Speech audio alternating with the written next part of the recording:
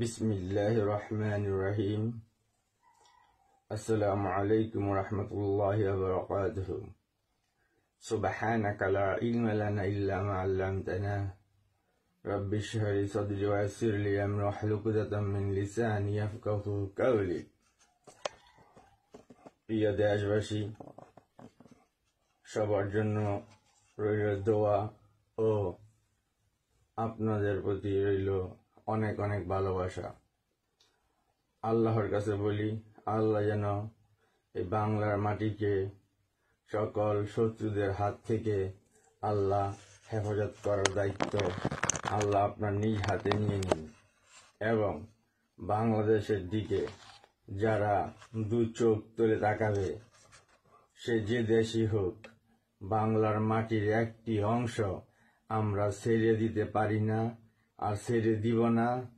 যদি ভারত যত কিছুই করুক বাংলাদেশের জন্য, দল মত নির্বিশেষে জাতি গঠনে, দেশ ও জাতির লক্ষ্যে, দেশকে বাঁচানোর লক্ষ্যে, যদি ৭১-এর স্বাধীনতায় যেমন পাকিস্তানের সাথে যুদ্ধ করেছে বাংলার আম জনতা, ঠিক তেমনিভাবে আওয়ামী লীগ, বিএনপি, জামাত, জাতীয় পার্টি, বিজেপি, যত প্রকার দল আছে সব একত্র হয়ে আমরা ঝাঁপিয়ে পড়ব যুদ্ধের ময়দানে।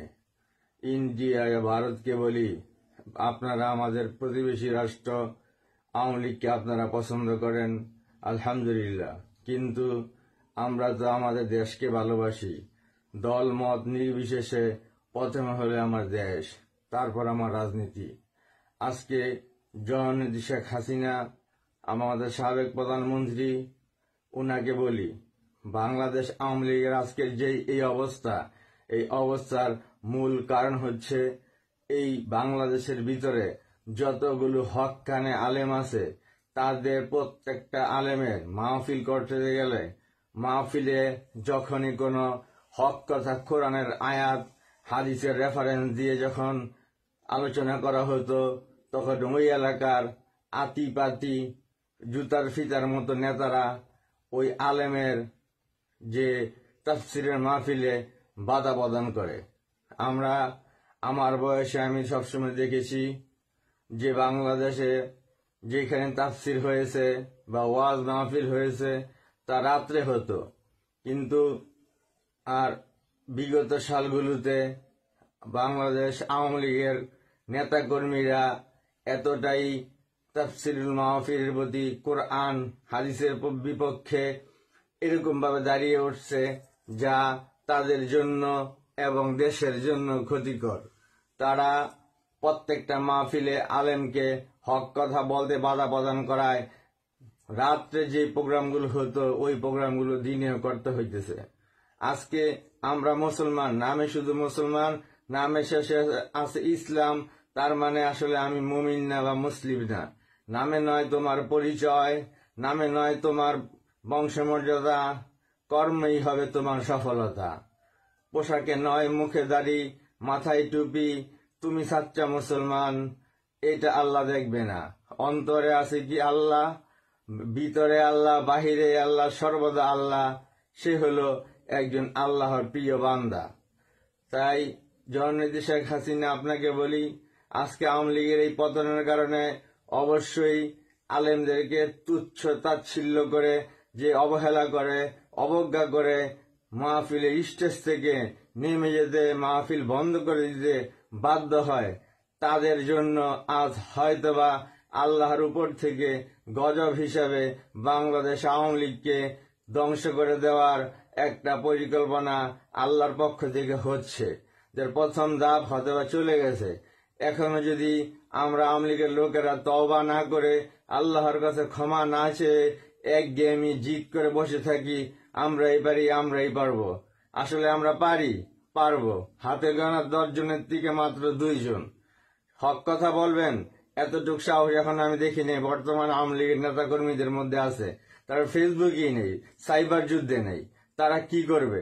আজকে আমি কথা বলতেছি কি, আমার অন্তরে দলের প্রতি মায়া আছে, ভালোবাসা আছে, মমতা আছে। দল আমাকে কিচ্ছু দেয় নাই, আমি দলকে ভালোবাসি, দলের জন্য সব করতে পারি, কিন্তু দেশের ঊর্ধ্বে নয়। আমার দেশ যদি ক্ষতিগ্রস্ত হয় অন্য কোন রাষ্ট্র দ্বারা, তার জন্য জীবন দিতে 1 সেকেন্ড আমি দেরি করব না, ঝাঁপিয়ে পড়বো শত্রুর বুকে এবং নিজের জীবন উৎসর্গ করে দিয়ে, শহীদ করে দিয়ে ফিরে আসব আমার ঘরে। যদি মরি হব শহীদ, যদি বাঁচি হব গাজী।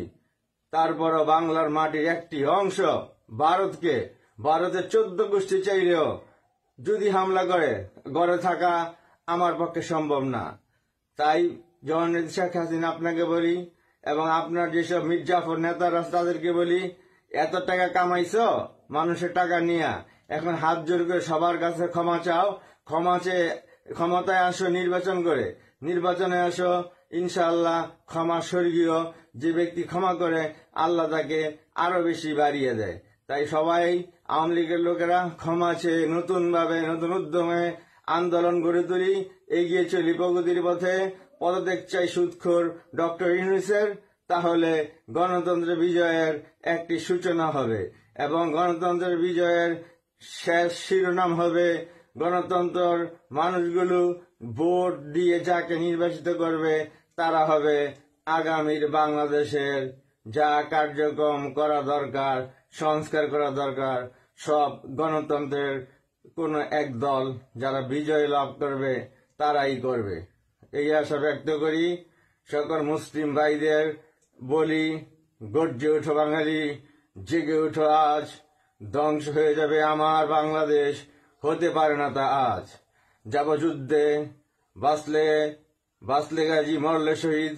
কিসের ভয়, কিসের নীতি, যার সাথে আল্লাহ রয়। আলহামদুলিল্লাহ। আমি সর্বশেষে বলি, আওয়ামী লীগ মানে বিধর্মী বা অন্য কোন ধর্ম না। আওয়ামী লীগ মানে ইসলাম, আওয়ামী লীগ মানে কোরআন, আওয়ামী লীগ মানে হাদিস, আওয়ামী লীগ মানে আমার নবী মোহাম্মদ মুস্তাফা সাল্লাল্লাহু আলাইহি ওয়াসাল্লাম। যেই দলে এগুলো আছে সেই দলই ইসলামিক একটা দল। আর ইসলামকে যারা ভালোবাসে তারা জীবনের মায়াজ কখনো করে না। যাবার বেলায় একটি কথাই বলি, আর করো না জিদ, আর করো না অহংকার। ক্ষমা চাও জনগণের কাছে তুলে 2 হাত। যদি ক্ষমা করে দেশের জনগণ, আগামীতে আসবে আবার আওয়ামী লীগের জয়গান। জয় বাংলা, জয় বঙ্গবন্ধু, জয় হোক বাংলার সকল মেহনতি মানুষের। আমিন।